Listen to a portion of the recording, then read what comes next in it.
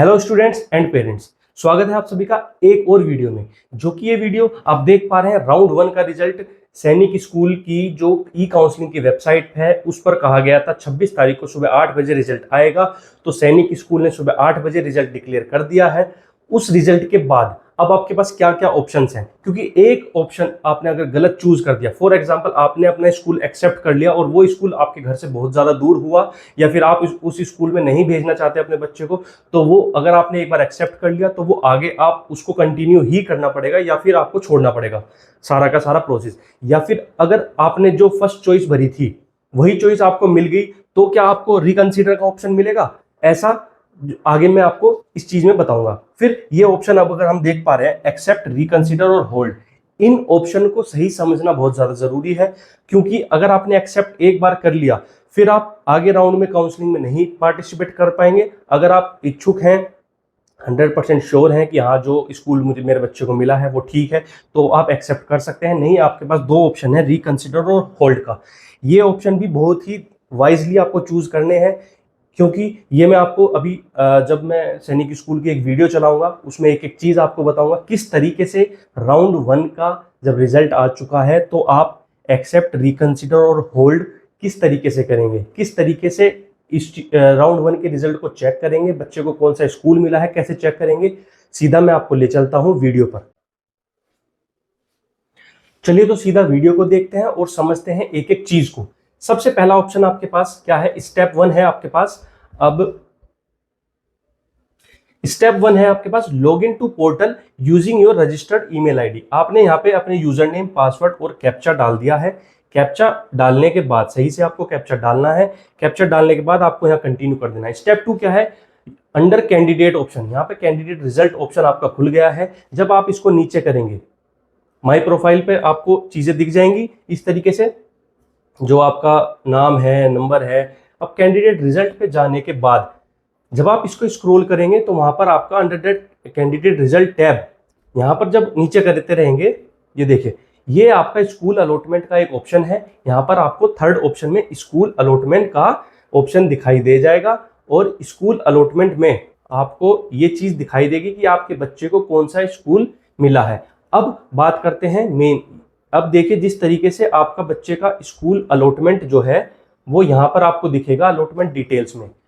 मान लीजिए इस बच्चे को सैनिक स्कूल चंद्रपुर मिला है, राउंड 1 में स्कूल अलॉटेड कैटेगरी होम में यूएन और medical centre will be allotted. जब आप स्कूल चूज कर लेंगे उसके बाद मेल कैंडिडेट है, school allotted priority second option, बच्चे का जो फर्स्ट ऑप्शन चुना था वो नहीं मिला, सेकंड ऑप्शन मिला है। अब बात करते हैं इन तीन ऑप्शन की जो सबसे ज्यादा इंपॉर्टेंट और महत्वपूर्ण है। Option accept and continue, reconsider या फिर होल्ड एंड कंटिन्यू। इनको दबाने से पहले आपको ये चीजें रिमार्क्स पढ़नी होंगी, या तो आप पढ़ लीजिए या मैं आपको एक बार बता देता हूं। एक्सेप्ट एंड कंटिन्यू का मतलब सैनिक स्कूल ने क्या बताया है, by selecting this option you confirm your acceptance of the seat and school allotted to the portal. यानी कि अगर आप एक्सेप्ट एंड कंटिन्यू कर देते हैं तो जो भी सीट आपको मिली है, आपके बच्चे को मिली है, वो फाइनल हो जाएगी। उसके बाद final and can not be changed and reverse. एक बार आपने एक्सेप्ट एंड कंटिन्यू कर दिया तो वो चॉइस फाइनल हो जाएगी, रिकंसीडर या फिर चेंज नहीं होगी। इसके बाद अगर आप स्कूल पर दिए गए डॉक्यूमेंट वेरिफिकेशन के समय स्कूल पर नहीं पहुंचते हैं तो आपका कैंसिलेशन ऑफ कैंडिडेचर भी हो जाएगा। आपने एक्सेप्ट एंड कंटिन्यू कर दिया, इसका मतलब फाइनल आपने डिसाइड कर लिया है और यही स्कूल फिर आपको मिलेगा। कोई चेंज नहीं होगा, कोई रिवर्स नहीं होगा। दिए गए समय पर आप नहीं पहुंचते हैं एलोटेड स्कूल में तो आपका कैंडिडेचर बच्चे का कैंसिल हो जाएगा। अब बात करते हैं रिकंसिडर के ऑप्शन की। रिकंसिडर का ऑप्शन क्या होता है कि आपने ये जो आपको स्कूल मिला है ये आपको पसंद नहीं आया या फिर आप इसमें अपने बच्चे को नहीं भेजना चाहते। इसमें bye selecting this option you decline the current allotted school, यानी कि ये आपने डिक्लाइन कर दिया और सब्सिक्वेंट राउंड ऑफ काउंसलिंग, आगे जो काउंसलिंग के राउंड आएंगे आप उसमें पार्टिसिपेट करना चाहते हैं तो आपको रिकंसिडर का ऑप्शन चुनना होगा। ये फाइनल, ये भी अगर आपने रिकंसिडर एक बार चुन लिया तो ये भी फाइनल डिसीजन होगा और रिवर्सेबल नहीं होगा, चेंज नहीं होगा। ऐसा नहीं होगा कि आपने यहाँ रिकंसिडर कर दिया और फिर बाद में आप कहें कि नहीं जो मुझे पहले मिला था वही स्कूल मेरे बच्चे के लिए ठीक है, ऐसा नहीं होगा। आपने एक्सेप्ट कर लिया तो वो भी फाइनल है, रिकंसीडर ऑप्शन के लिए सब्सिक्वेंट राउंड के लिए आप बच्चे को राउंड में काउंसलिंग में बैठाना चाहते हैं तो वो भी फाइनल होगा, ऐसा नहीं होगा कि ये स्कूल फाइनल हो जाएगा फिर। तो इस चीज का ध्यान रखें। जो सीट आपको इस स्कूल फर्स्ट राउंड में मिली है और आप रिकंसिडर का ऑप्शन करते हैं तो वो जो सीट है वो आपके बच्चे की नहीं रहेगी, वो अब अगले राउंड में किसी और बच्चे को मिल सकती है। तो ये चीज भी ध्यान रखना कि वो सीट पे आपका फिर अधिकार नहीं रहेगा। आखिरी ऑप्शन है हमारा होल्ड एंड कंटिन्यू। ये जो होल्ड एंड कंटिन्यू ऑप्शन है ये केवल उन स्टूडेंट्स के लिए है जिन्होंने फर्स्ट प्रेफरेंस भरी, सेकंड प्रेफरेंस भरी। जिनको फर्स्ट प्रेफरेंस भरने वाला ही स्कूल मिल गया वो होल्ड एंड कंटिन्यू नहीं भर पाएंगे। देखिए रेड ऑप्शन में यही लिखा है, this option will not be available if you have already been allotted your first choice. अगर आपको फर्स्ट प्रायोरिटी आपकी मिल गई है स्कूल की तो ये ऑप्शन आपके लिए नहीं है। लेकिन अगर आपको सेकंड थर्ड मिली है, फॉर एग्जांपल इस बच्चे को स्कूल अलॉटेड प्रायोरिटी जो सेकंड पे इसने भरा था वो मिली है तो वो होल्ड एंड कंटिन्यू ऑप्शन पर क्लिक कर सकता है। इस ऑप्शन के बारे में थोड़ा सा जान लेते हैं। By selecting this option you agree to take admission in the seat and school allotted to you by the portal. यानी कि आप होल्ड कर रहे हैं कि हाँ जो सीट मुझे मिली है मैं इस पे एडमिशन लेना चाहता हूँ। Second, by selecting this will be treated as final, can not be change और रिवर्स अंडर एनी सर्कमस्टांसेस। यही चीज फाइनल रहेगा, चेंज नहीं होगा। You must compulsory complete admission formality at the allotted school within the prescribed time frame. Your candidature will continue to be considered for subsequent round of counseling, especially for school that you have ranked higher in your order of preference। यानी कि आपने मान लीजिए जो choices भरी है आपके बच्चे को यहाँ पर 20वां स्कूल अलॉट हुआ है, लेकिन आप चाहते हैं कि इसको ऊपर वाला अच्छे स्कूल हैं, आपने अपनी जो ग्राउंड वर्क करा था उसके हिसाब से वो अच्छे स्कूल हैं, आप चाहते हैं उसमें जाता तो बहुत अच्छा रहता। तो आप होल्ड एंड कंटिन्यू पर जाकर सब्सिक्वेंट उससे ऊपर वाले जो स्कूल भरे हैं आप उनको अगले राउंड में काउंसलिंग में पार्टिसिपेट कर सकते हैं। ऐसा नहीं होगा कि आपको यही स्कूल फिर नहीं मिलेगा। ये भी लिखा हुआ है final and can not be change और रिवर्स नहीं होगा। Your candidature will continue to be consider for subsequent round of counselling. आगे की राउंड ऑफ काउंसलिंग के लिए कंटिन्यू रहेगा, specially for school that you have ranked higher in your order. इस चीज का बड़े ध्यान से वो रखना। आपके बच्चे को 20वें रैंक का स्कूल मिला है तो आपने जो 19 जो स्कूल ऊपर भरे थे केवल उन स्कूलों में आप पार्टिसिपेट कर पाएंगे अगले राउंड ऑफ काउंसलिंग में।